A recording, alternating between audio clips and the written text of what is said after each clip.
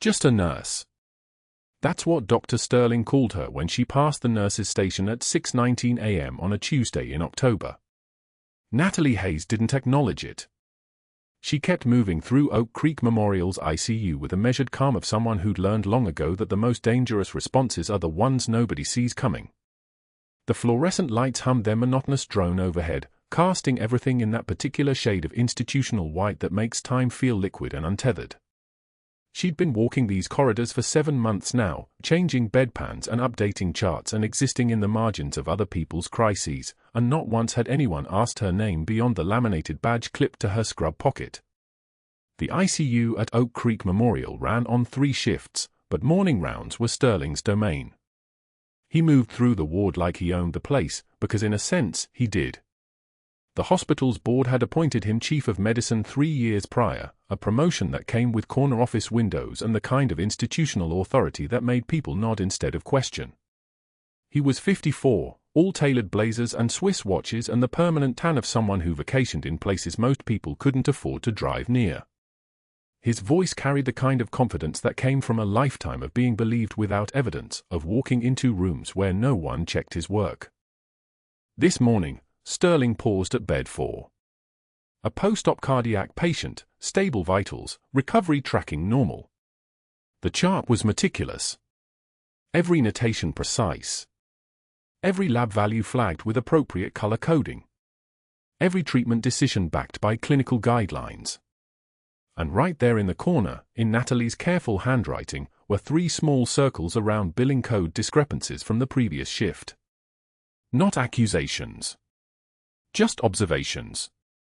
A series of questions written in the margins: why 2 ICU hours coded instead of 1? Clarify catheterization line type, standard or specialty. Marks that suggested someone was actually reading the codes instead of rubber stamping them through. Sterling's jaw tightened. He turned to find her. She was 2 beds down, replacing a saline drip with a kind of precise movements that came from muscle memory operating on a frequency most people couldn't perceive. Her hands moved with absolute steadiness. No hesitation. No uncertainty. The 4 line went in clean on the first attempt, the connection secure, the flow rate adjusted without having to look at the pump twice. She wore her scrubs the way other people wore armor, practical, functional, revealing nothing. Her hair was pulled back in a regulation bun. Her shoes were practical sneakers worn white at the edges. She looked like every other overqualified nurse he'd seen cycle through the hospital, competent enough, forgettable, transient. What Sterling couldn't see were the scars. 2 thin white lines visible only if you knew to look, surgical marks from a field hospital in Sanjin Valley, Helmand Province, where a mortar round had opened her shoulder in ways that modern medicine eventually stitched back together. He couldn't see the calluses on her hands, hardened from holding soldiers together in a dust storm when the medics were pinned down and there was nothing between a dying Marine and the only hands that could reach him.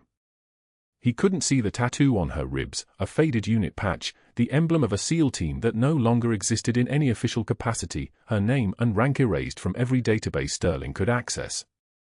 Because Sterling had already accessed the database. He'd pulled her personnel file the day she was hired by HR, back when he still thought she'd be invisible like the rest. The file was sparse. Intentionally sparse. Social security number, contact information, emergency contacts, her late husband's name, which had made Sterling's eyes skim past without pause.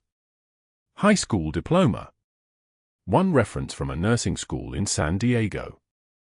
1 previous employer listed, Military Medical Corps, 2003 to 2024, honorable discharge.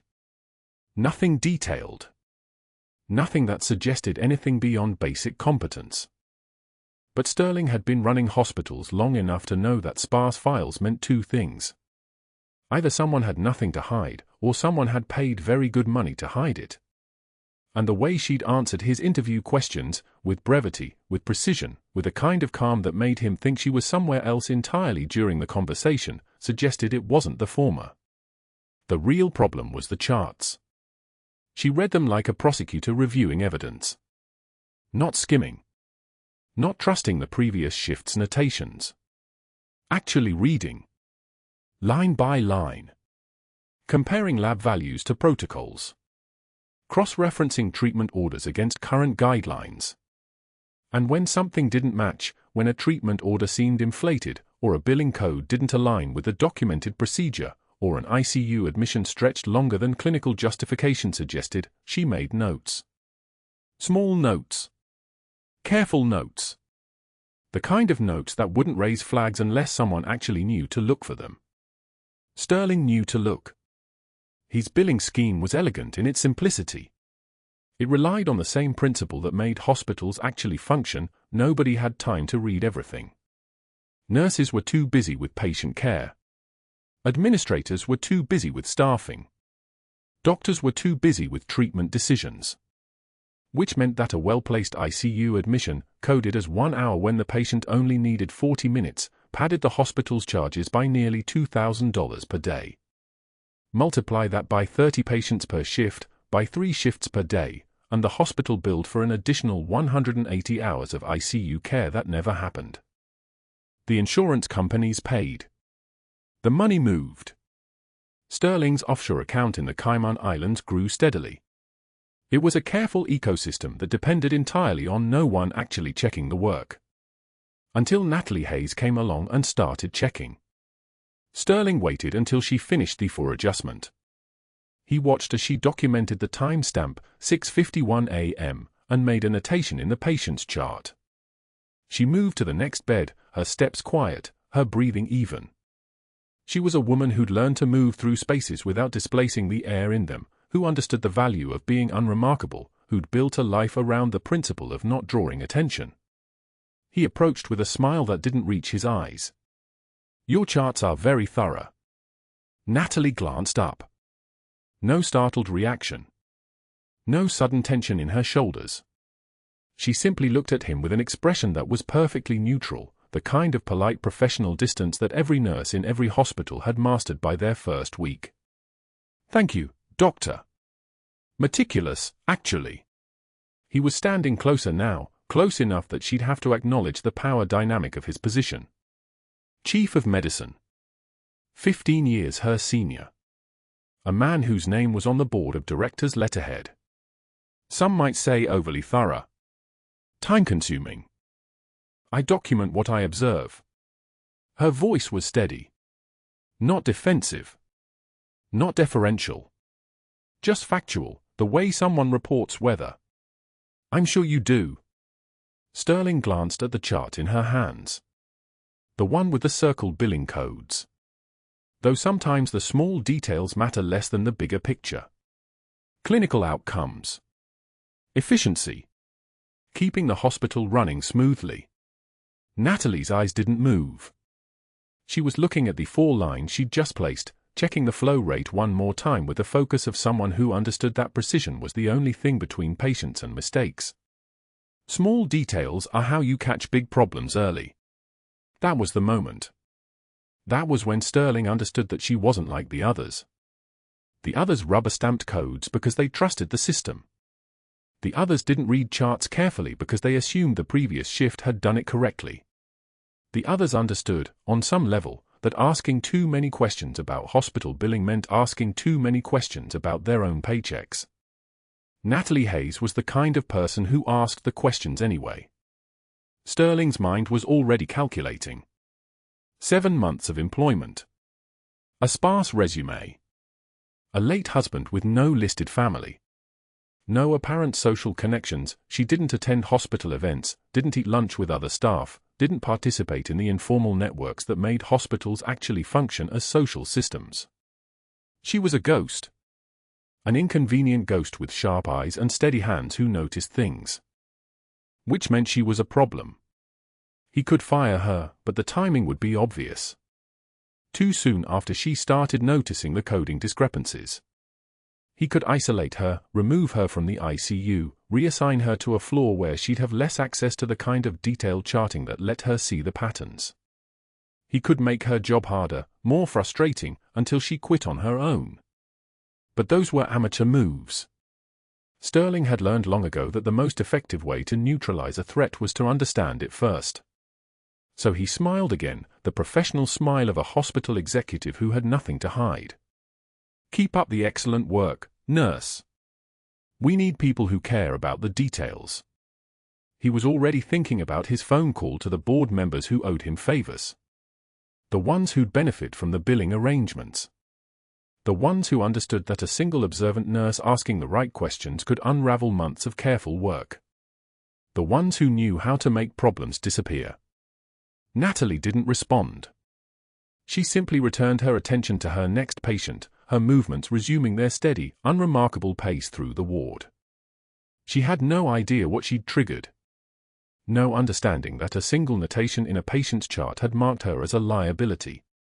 No sense that a powerful man was already calculating the angles of how to remove her. Sterling walked back to the nurse's station and sat at the computer. He pulled up her personnel file again. The sparse resume. The intentionally vague employment history. The single reference from an institution that didn't officially exist.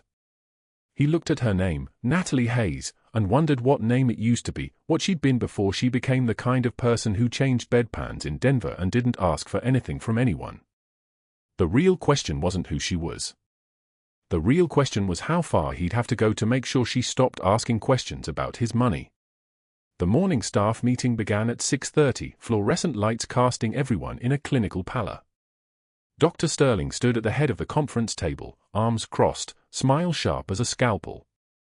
The ICU attending physicians, residents, and charge nurses filled the seats in rows.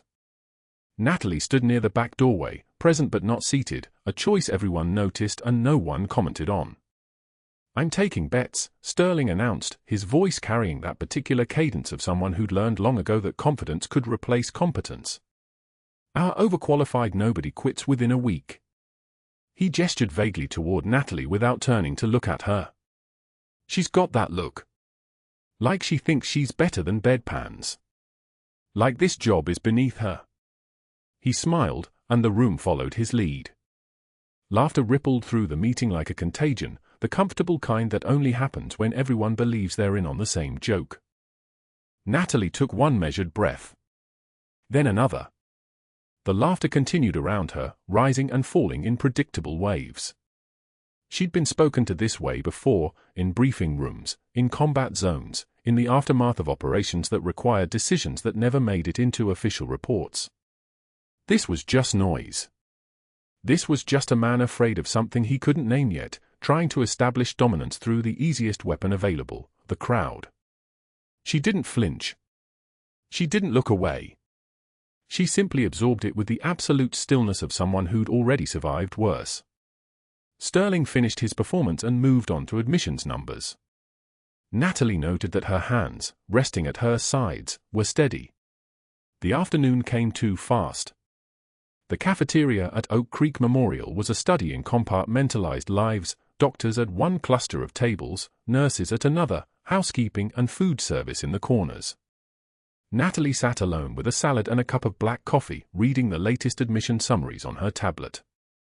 She'd learned to eat quickly, efficiently, in complete silence. Her uniform still smelled like antiseptic and the synthetic lavender of the hand sanitizer she used between patient rooms. Dr. Sterling approached from behind the beverage station, coffee in one hand and an expression of calculated casualness. He pulled out the chair across from her uninvited. "Hayes, right?" He didn't wait for confirmation. "Where'd you work before? Your resume reads like you're hiding something. Lots of gaps. Vague references." He leaned back, studying her like she was a diagnostic puzzle he'd already solved. "What are you running from?" Natalie kept her eyes on the tablet. "I've held several positions." "Sure you have?" He stood, still holding his coffee. The cafeteria had gone quiet in that subtle way spaces do when they sense something about to happen. "You know what I think." Sterling didn't wait for an answer. He reached across the table toward her lunch tray. His elbow caught the edge of the plate with the precision of someone who'd practiced accidents his entire life. The tray hit the tile floor. Salad scattered. The coffee cup shattered, ceramic fragments skittering across the tile with the sound of breaking glass. Dressing pooled. The noise echoed through the cafeteria like a gunshot in an enclosed space. Every conversation stopped. 20, maybe 30 staff members watched. Sterling's voice carried the rehearsed tone of genuine regret. "Oh, Jesus. I'm so sorry, Hayes. I didn't see it there." He was already walking away, leaving her with the wreckage.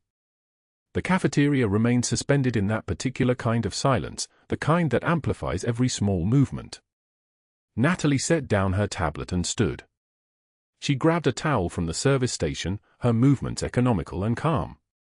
A custodian started toward her with a mop, but she shook her head slightly. She knelt on the tile floor and began gathering the fragments by hand.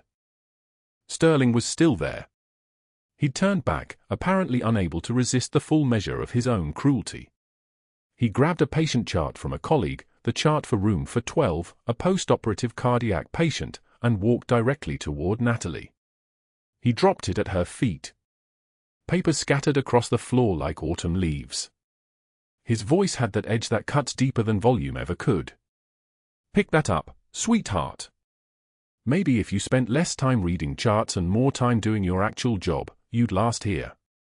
He smiled down at her, waiting for the reaction that would validate his worldview, tears, a trembling voice, anything that would confirm she was breakable. Natalie took one measured breath. She pressed her thumb and forefinger to the bridge of her nose for exactly 2 seconds.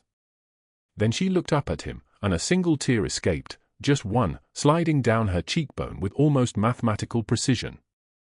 She wiped it away without breaking eye contact. Her voice came out in a register he didn't expect. It was steady. It was quiet. It had the quality of still water, deep and immeasurable. "I've been spoken to by better men on their worst days than you'll ever be on your best." She didn't raise her voice. She didn't stand up.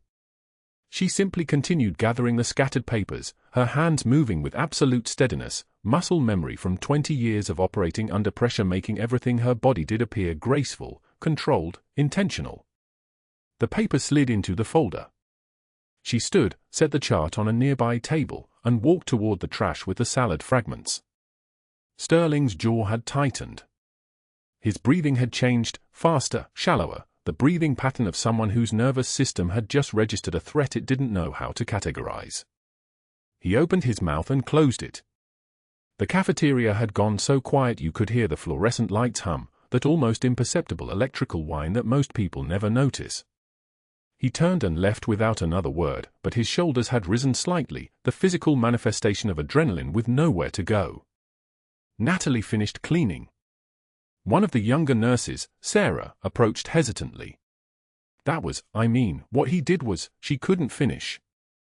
"It's fine," Natalie said, and meant it in a way that suggested the incident had happened to someone else entirely. But that wasn't the worst part.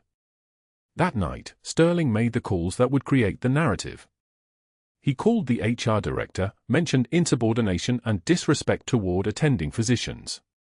He called the chief of staff, suggested he'd witnessed concerning behavior and possible substance abuse indicators. He filed incident reports with timestamps that predated the cafeteria incident by hours.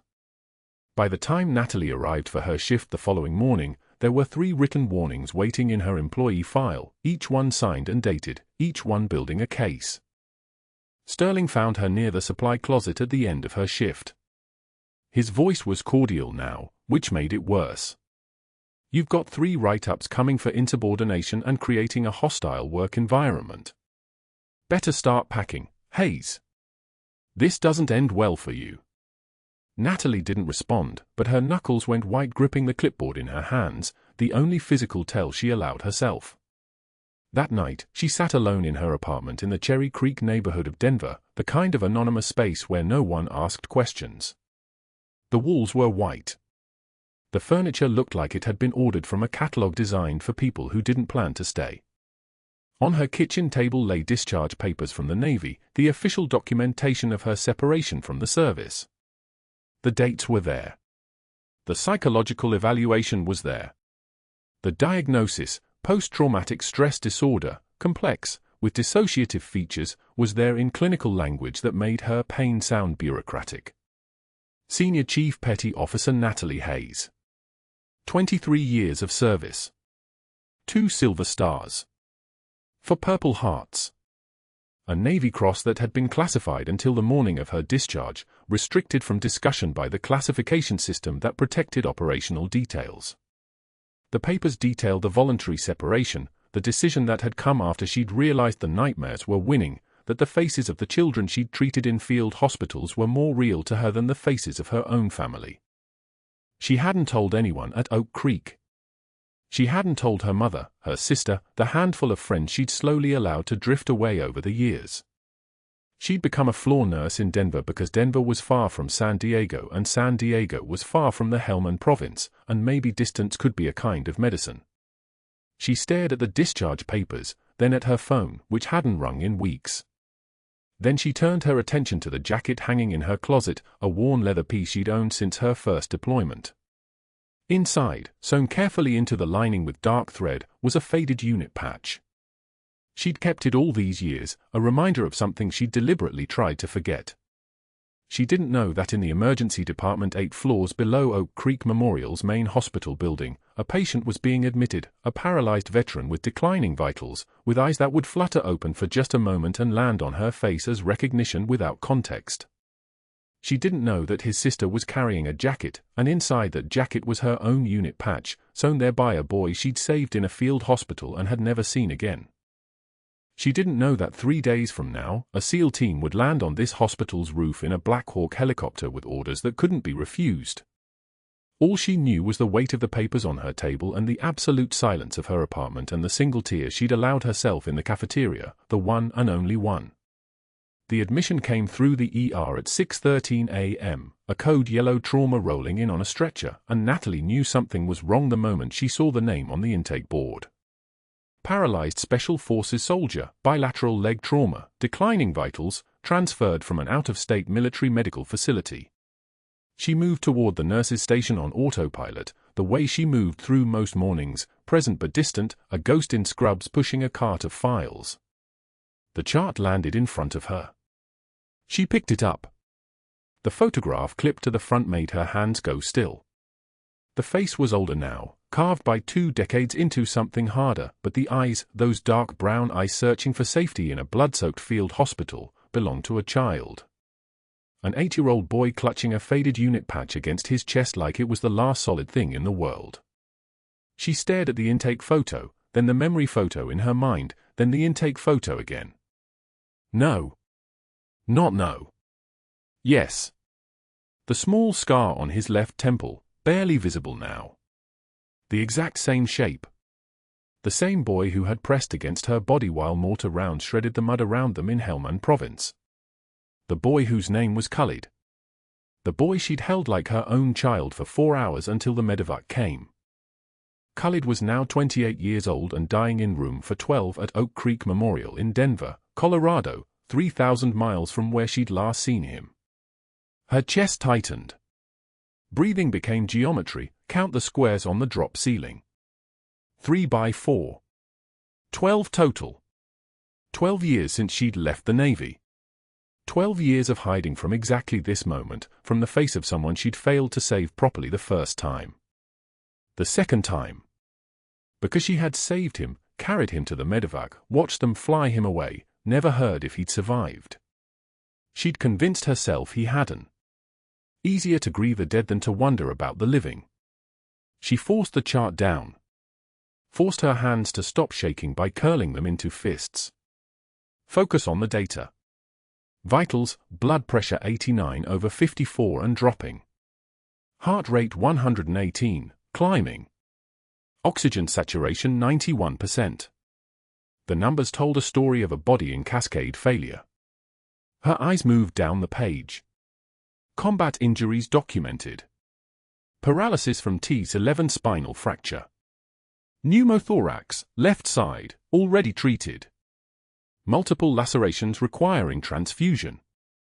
And there, at the bottom of the orders section, written in Sterling's precise handwriting, * comfort measures only. No ICU admission. Discharge planning per family request. *. Comfort measures meant morphine and goodbye.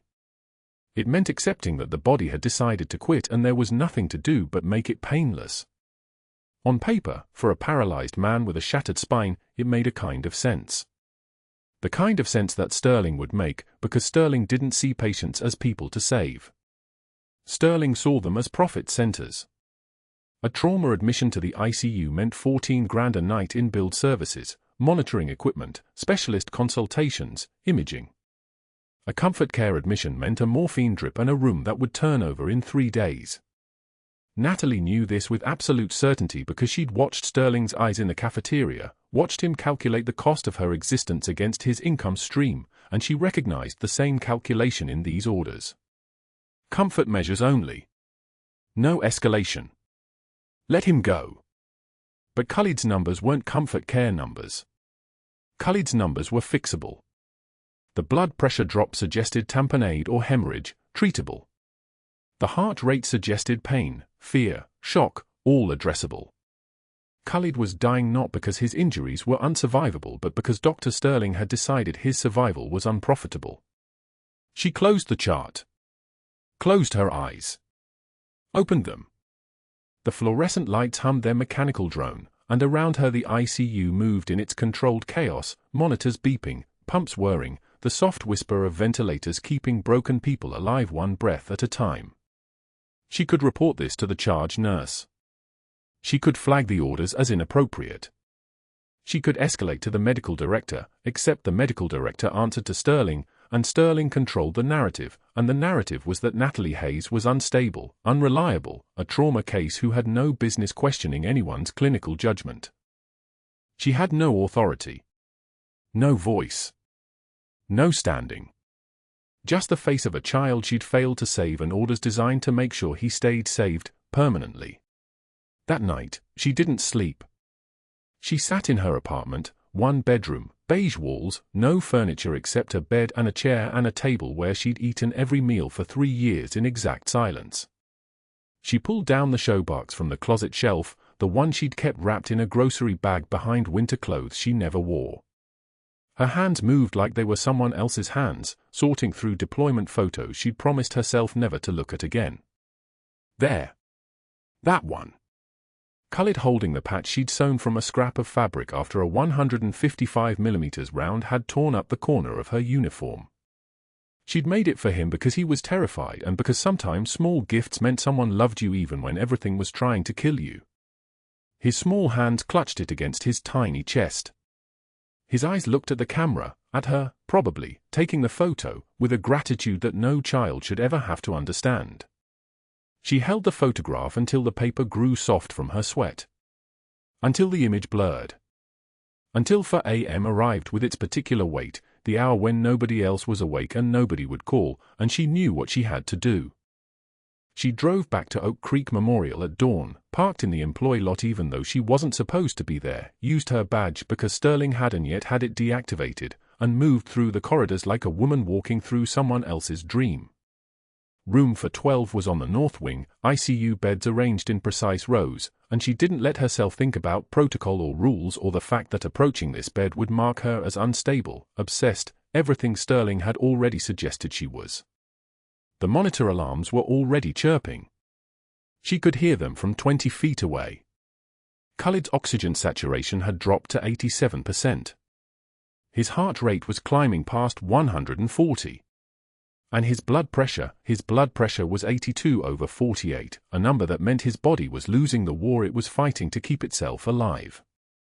She reached for the phone at the nurse's station. Paged the on-call physician. Code blue alert for room for 12. Waited. The monitors kept chirping. 1 minute. 2. No response. She called again. This time the charge nurse appeared, looking irritated. "Who authorized you to page?" the nurse asked, and Natalie's voice came out measured, controlled. "Patient in 412 is decompensating. Needs immediate." Dr. Sterling left specific instructions about that patient. No interventions. No escalation. Natalie's jaw clenched. "His blood pressure is crashing. His blood pressure is none of your concern. You're suspended, remember? Your badge is only active because the deactivation hadn't processed yet. Don't make this worse. The monitor alarms escalated. The sound cut through the ICU like a blade, 3 short beeps, high-pitched, insistent, the sound that meant something was very wrong and getting worse. Natalie tried Sterling's cell. Voicemail. Tried his office. No answer. Called the on-call team again. This time the physician picked up, irritated. Who is this? Senior Chief Hayes. Room for 12 needs immediate. I'm not taking orders from you. Dr. Sterling is clear on his wishes. The phone went dead. Natalie stood in the ICU hallway, the alarms wailing behind her, Khalid's vitals collapsing in real time, and felt something crack open inside her chest, not the scream she wanted to release, but worse. The clarity. The recognition that she was watching a man die because she was too broken to be believed, because her voice had been stripped of authority, because she'd chosen invisibility and invisibility meant powerlessness. She looked through the window into room for 12. Khalid's eyes were open, searching, the same way they'd searched 20 years ago in the dark. The same way they'd searched for her. And he was still searching. Still waiting for someone to save him. Still believing that salvation was possible. The trembling started in her hands. But that wasn't the worst part. The worst part was that trembling meant she was about to do something irreversible. The monitor screamed first. Not the soft chirp of normal ICU rhythms, but the flat shriek that meant one thing, tamponade. The pericardial sac filling with blood, crushing Khalid's heart like a fist closing. Natalie was at the station when the alarm fired, her head snapping up with the automatic reflex of someone who'd heard that sound in places where sirens meant incoming fire. The nurses around her froze. 2 of them checked their watches as if the time of death mattered more than the dying. She moved before the second alarm sounded. No authorization. No team assembled. No careful protocol consultation.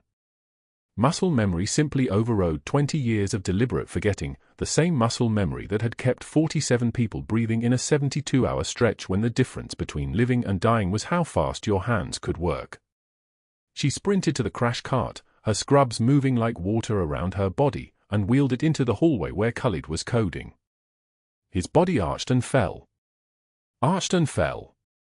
The monitor behind him flatlined in a straight, accusatory line. Step back, she said. Not a request. A command. No one moved. They were staring at the woman in the wrinkled scrubs who'd been invisible to them 3 hours earlier, now pushing through them with the terrifying fluid precision of someone operating from pure instinct.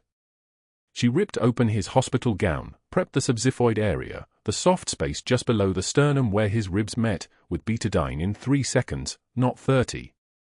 Her hands didn't shake. They never shook under pressure. That was the covenant she'd made with her body 20 years ago in a forward surgical team tent, steady or die. The cardiac needle was 14 gauge, bright silver, already in her hand before she'd even consciously decided to reach for it.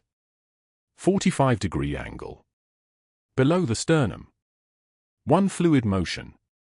She aspirated dark blood from the pericardium. Not arterial red. Venous. Old bleeding, the kind that accumulated quietly until the patient's own trapped blood became the murder weapon. The syringe filled. Dark.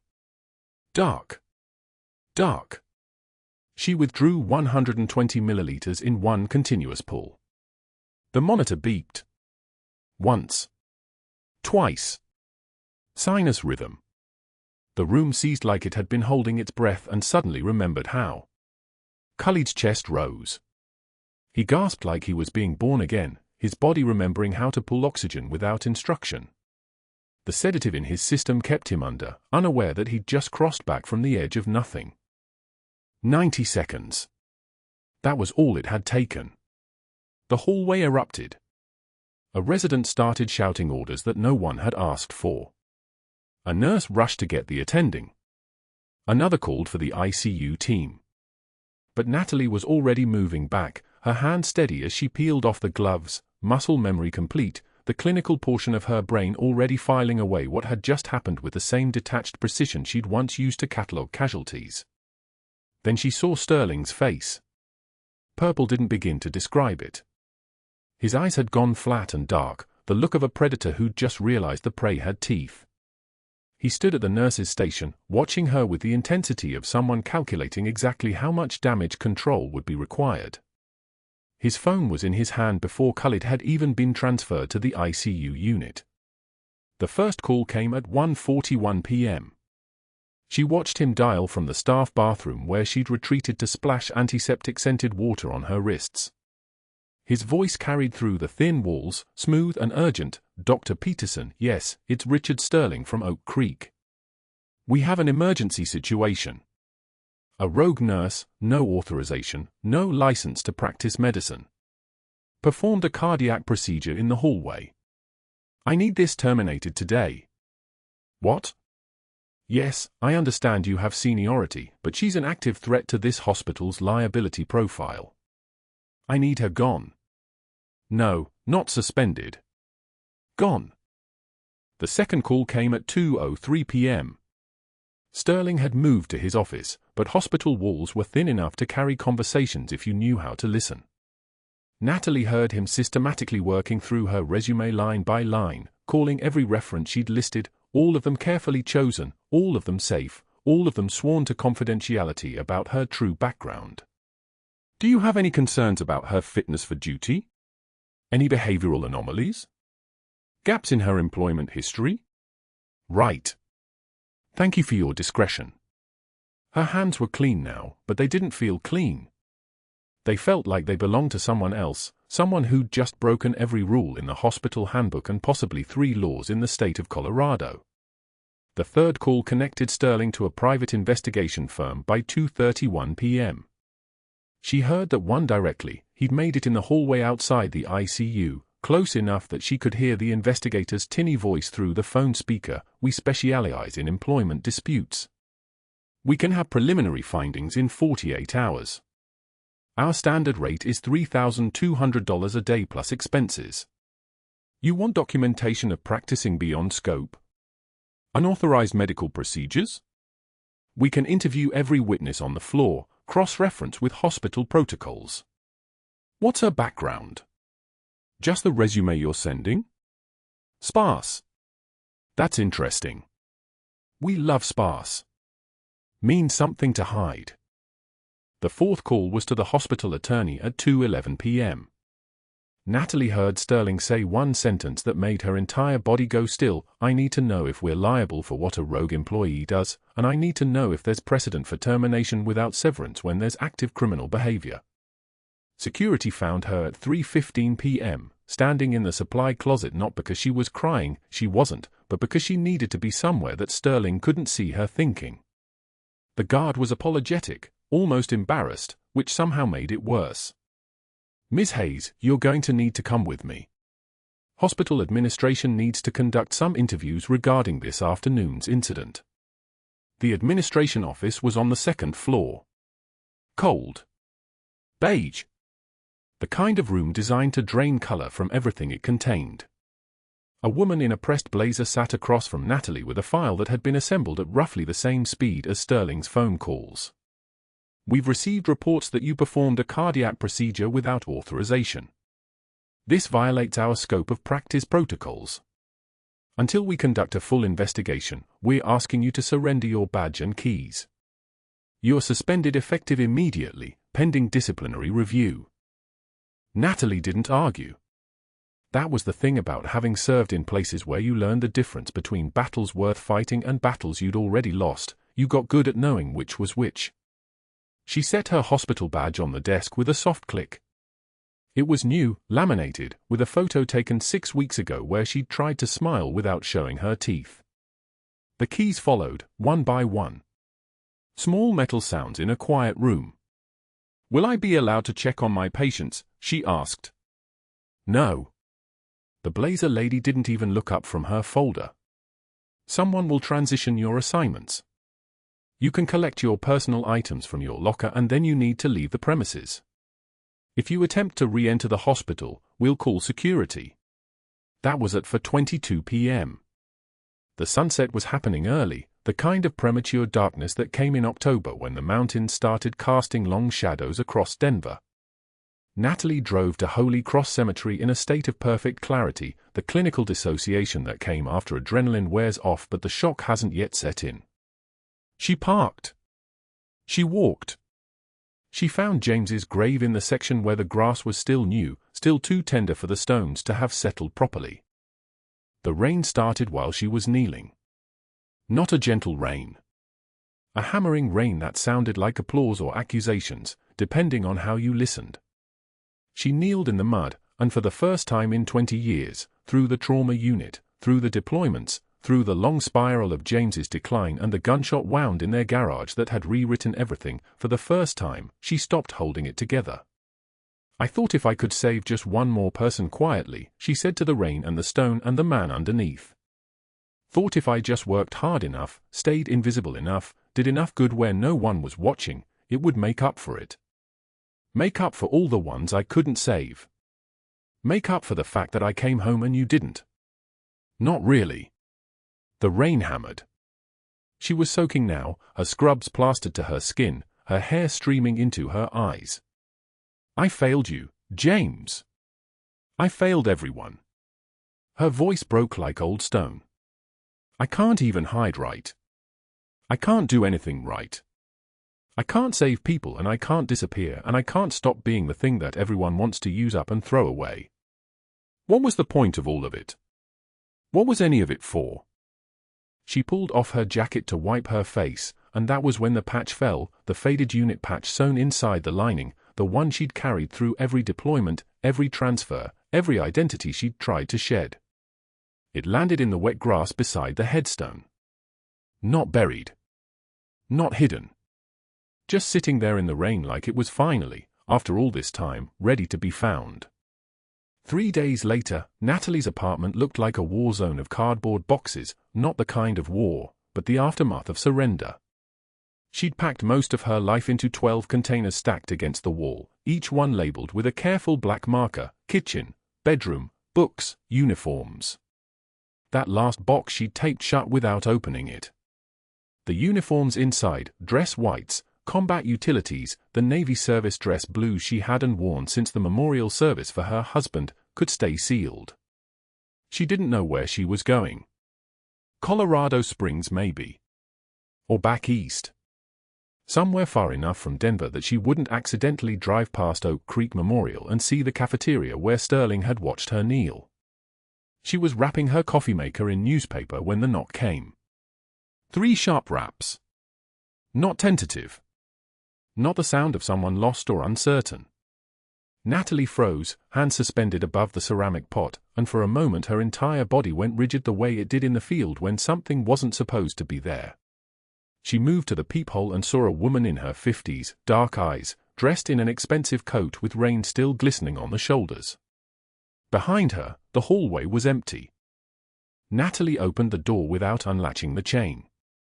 I'm not buying anything. I'm not selling. The woman's voice was steady, controlled, military-adjacent without being military. My name is Farah Khalid.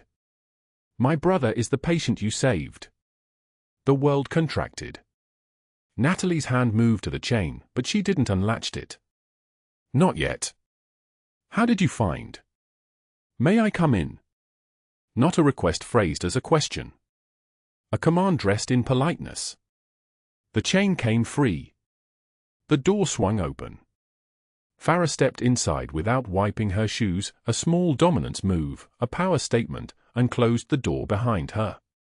She looked around the apartment with clinical assessment, the boxes, the emptiness, the life being systematically erased. Her expression didn't change. She reached into her coat pocket and withdrew something carefully, as though handling an artifact from an archaeological dig. It was a jacket, worn leather, creased from years of folding. And sewn into the interior lining, almost invisible unless you knew to look, was a faded Special Forces unit patch. The colors had faded from repeated washing. The thread was coming loose on one edge. Natalie's hands moved before her brain could stop them. She reached for the patch. 3 days ago, my brother woke up, Farah said. Her voice was different now, not controlled, but barely containing something vast underneath. First words out of his mouth. Not my name. Not his wife's. Not his children's. He whispered one word, Angel. That was your call sign, wasn't it? Natalie touched the patch with fingers that felt numb. The leather beneath was soft, molded by decades of carrying it. She didn't answer. He kept the patch you gave him. Farah's words came faster now, emotion bleeding through the edges. Ranger School. 3 deployments to Kandahar. Combat medical training. Every single time he thought he wouldn't make it, he touched this patch in his pocket and remembered that someone believed he was worth saving. At 8 years old, you showed him that. Farah's eyes had filled, but her voice remained steady, the same composure Natalie had trained herself into for 2 decades. He asked his commander to find you. Senior Chief Petty Officer Natalie Hayes. He said the records were sealed, but he didn't care. He said the woman who saved his life twice deserved to know what happened after. The room was so quiet Natalie could hear the refrigerator humming in the kitchen. He's walking, Farah whispered. The paralysis is already receding. Doctors say 6 months of intensive therapy and he'll have full mobility back. All because you performed a procedure in a hallway when an arrogant man decided he was expendable. Farah pressed the jacket into Natalie's hands. He wanted you to have this back. Natalie held the jacket against her chest and did not cry. This was the thing about military training, it taught you to absorb shock the way concrete absorbs rain, holding it underneath the surface where it couldn't be seen. She breathed through her nose, once, and said, "How did you know where I live?" "My brother's hospital records." Farah moved to the window and looked out at Denver spreading below them, rain-slicked and indifferent. When he woke up, the nurses told him what happened. That you'd been fired. That Dr. Sterling had reported you for practicing beyond scope, that you'd been escorted out by security.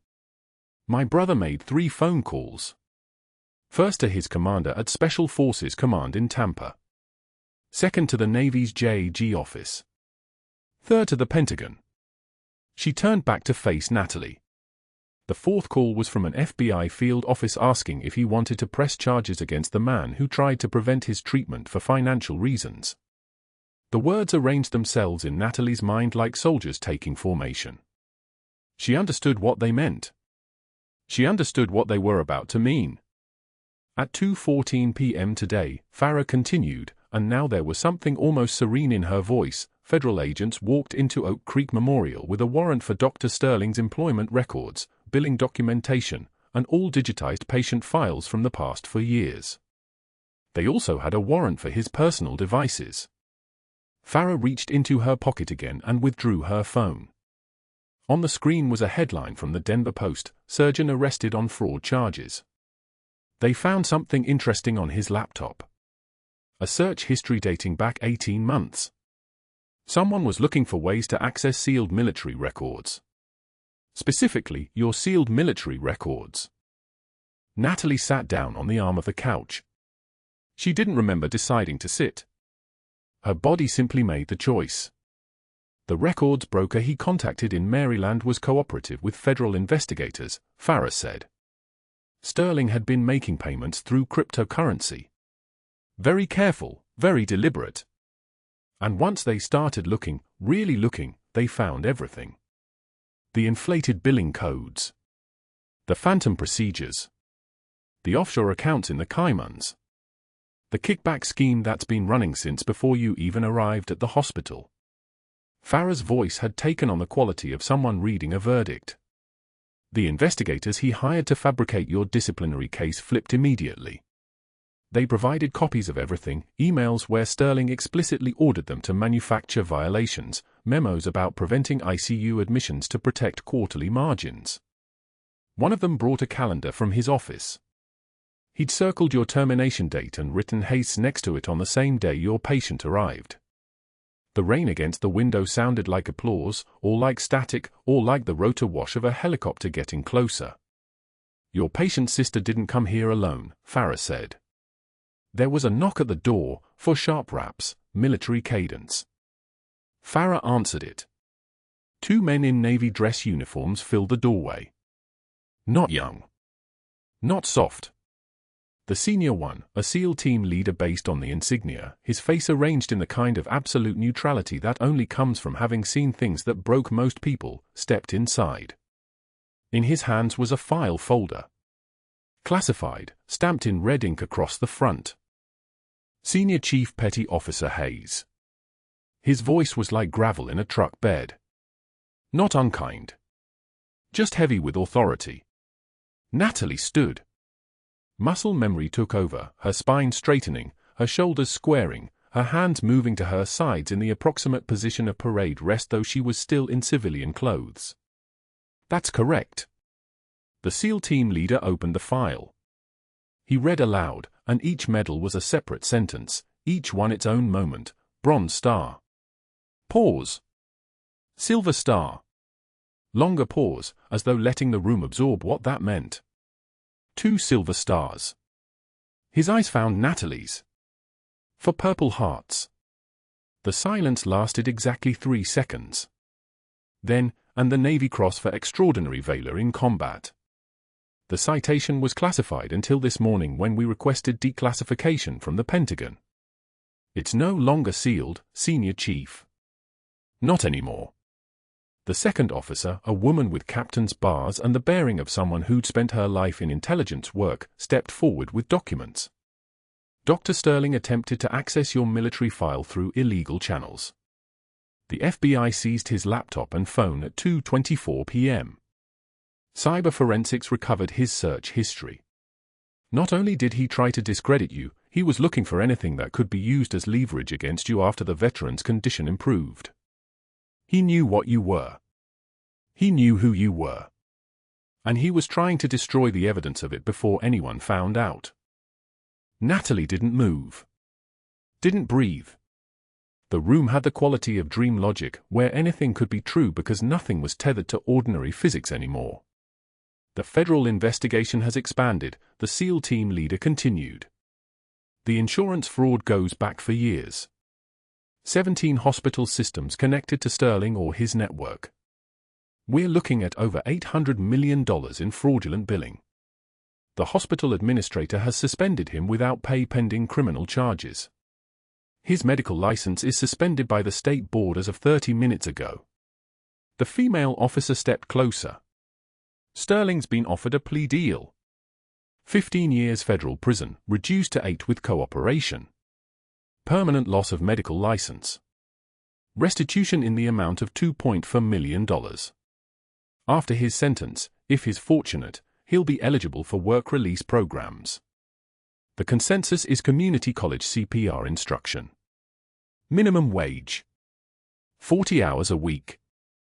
The perp walk is scheduled for 5 p.m., the SEAL team leader said. He'll be escorted through the main hospital corridor where you were terminated. Past the cafeteria where he humiliated you. The press will be present. We thought you should know. Natalie's hands were shaking now. The trembling wasn't fear. It was restraint, 2 decades of discipline barely holding back something vast and ancient and patient that had been waiting for this single moment to break the surface. There's something else, Farah said quietly. She stepped forward and took Natalie's hand. The Pentagon wants you at a ceremony. 2 weeks from now.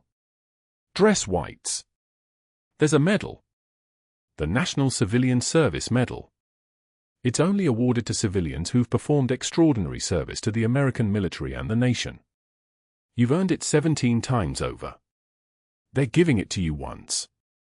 The ceremony happened on a Tuesday that was cool and clear, the kind of October morning when Denver's sky turns that particular shade of blue that exists nowhere else on Earth. Natalie stood in the preparation room, hands shaking slightly as she adjusted the dress whites, the jacket, the ribbon rack that looked strange against her chest after so many years, the cover placed just so. The uniform had been altered to reflect her current rank. Senior Chief Petty Officer. They'd found her real records in the Naval Archive and restored every promotion, every commendation, every recognition she'd refused for 2 decades. The Secretary of Defense stood beside her. Not in any official capacity, he was simply there, bearing witness. Your patient's walking, he said. Did you know that? No. Natalie's voice was steady. She'd had 2 weeks to practice composure. This part, at least, she knew how to do. Intensive therapy. 3 to 6 months and he'll have full mobility restored. The doctors say whoever performed that emergency procedure in the hallway bought him time. It's the only reason he didn't suffer permanent neurological damage. They're calling it a miracle. The secretary paused. It wasn't a miracle, was it? No, sir. It was muscle memory. He smiled. That's what miracles are, Senior Chief. It's the muscle memory of having already survived the worst thing the world could do to you. He extended his hand. Walk with me. The ceremony was held in the Pentagon's Hall of Heroes. Natalie had been in this building twice before, both times classified, both times in contexts she couldn't discuss. Now she walked through the halls in dress whites with the Secretary of Defense beside her, aware of the eyes tracking her movement, aware that somewhere in the classified archives of the military, her file was being unredacted, her history being restored, her name being returned to the public record after 20 years of erasure. The veteran was waiting in the front row. He stood slowly, using forearm crutches with the particular grace of someone who'd spent the past 2 weeks learning how to carry weight again. His sister sat beside him, tears already streaming down her face. His wife and children filled the row behind them, the youngest child maybe 6 years old, watching with the serious attention of someone who understands that something sacred is happening. The secretary read the citation. Natalie heard the words, extraordinary dedication, service beyond duty, lives saved in combat and in peace, courage that transcended uniform, and felt none of it. She felt only the strange lightness that comes when something you've been carrying for 20 years finally sets down. The veteran stepped forward. He moved with concentration, each step deliberate, each movement a small victory against gravity and nerve damage. He stopped in front of Natalie and looked up at her. This was the 8-year-old boy. This was the man. They were the same person, somehow. You gave me your patch, he said. His voice cracked. When I was terrified. When I thought I would die. You gave me something that said I mattered. That I was worth saving. He reached into his uniform pocket and withdrew something small and worn. A unit patch, faded from 2 decades of carrying. I carried this through everything. Every time I wanted to quit, ranger school, deployments, marriage, fatherhood, I touched this patch and remembered that an angel believed I would survive. He lifted the medal, the National Civilian Service Medal, heavy and silver and absolute, and pinned it carefully to Natalie's chest. This is my way of giving it back. Natalie's composure broke. 20 years of discipline, training, restraint, and military bearing simply collapsed like a building imploding. She cried in front of the Secretary of Defense. She cried in front of the assembled military officers. She cried in front of the press photographers and the cameramen and the entire apparatus of recognition that had finally, after all this time, decided to see her. The veteran pulled her into an embrace that was both fragile and absolute. His sister was crying. His wife was crying. In the third row, Natalie's mother, whom she hadn't spoken to in 3 years, whom she'd kept sealed off from her fractured life, was crying openly, her hand over her mouth as if she could contain the sound. Oak Creek Memorial sent an apology letter the same week. It was written on hospital letterhead in language that screamed legal consultation, sincere regret, acknowledgement of error, offer of reinstatement at 3 times her previous salary, additional benefits package, position in administration training trauma-informed care protocols. Natalie read it once and didn't read it again. Instead, she called the VA Hospital Systems Trauma and Recovery Division. 6 weeks later, she was walking through the VA hospital corridor in Denver, not as a nurse reassigned to bedpans, but as a program director designing new PTSD treatment curricula for transitioning service members. The veteran walked beside her, moving with almost full mobility now, his crutches exchanged for a cane that he carried more out of habit than necessity. On the wall between her office and the conference room, they'd hung the faded unit patch inside a frame. Beside it, a photograph from the Pentagon ceremony. Below both, a plaque read, not all heroes wear capes. Some wear scrubs. Dr. Sterling's first day at the federal facility in Colorado coincided with the veteran's first day back at his office. The coincidence was not accidental. What Sterling did know, what he learned very quickly, was that at a federal prison medical unit, someone had to clean the bedpans. Someone had to empty the waste. Someone had to do the invisible work that kept the system functioning while receiving minimum wage and zero recognition. He would do that work for the next 8 years, having earned his own version of invisibility. In the cafeteria of Oak Creek Memorial, where someone had once whispered his own words back to him, "Pick that up, sweetheart," a new standard was being established: respect the person who has nothing to lose, because they've already survived the worst that you can do. If you've ever been underestimated by someone who didn't know your true value, this story's for you. Subscribe for more stories about the quiet warriors walking among us. Like this video. Comment below, what would you do if the world finally recognized what you've been carrying in silence?